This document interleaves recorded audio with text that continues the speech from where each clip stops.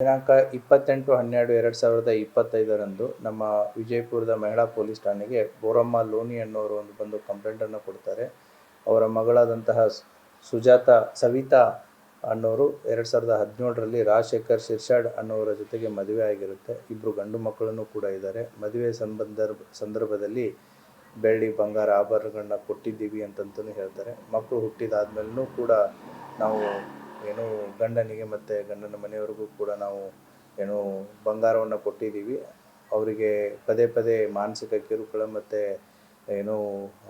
ದುಡ್ಡಿನ ವಿಚಾರ ಮತ್ತು ಬಂಗಾರದ ವಿಚಾರದಲ್ಲಿ ಸೊಸೆಗೆ ತೊಂದರೆ ಕೊಡ್ತಾಯಿದ್ರು ಹೇಳಿ ಪದೇ ಪದೇ ಕಿರಿಕಿರಿಗಳು ಮತ್ತು ಜಗಳಗಳಾಗಿರುವಂಥ ಹಿನ್ನೆಲೆಯೂ ಕೂಡ ಇತ್ತು ಅಂತಂತ ಹೇಳಿದ್ದಾರೆ.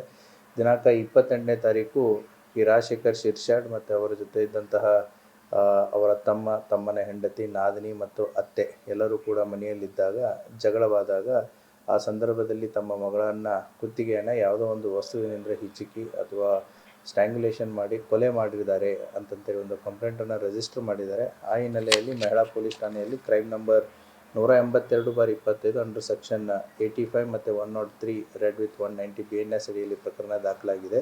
ಈಗಾಗಲೇ ಈ ಪ್ರಕರಣದಲ್ಲಿ ಎರಡನೇ ಆರೋಪಿಯಾದಂತಹ ಅಂದರೆ ಮೈದನನಾದಂತಹ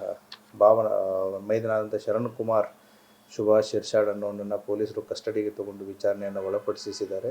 ಇನ್ನೂ ಪ್ರಕರಣ ತನಿಖೆಯ ಹಂತದಲ್ಲಿದೆ.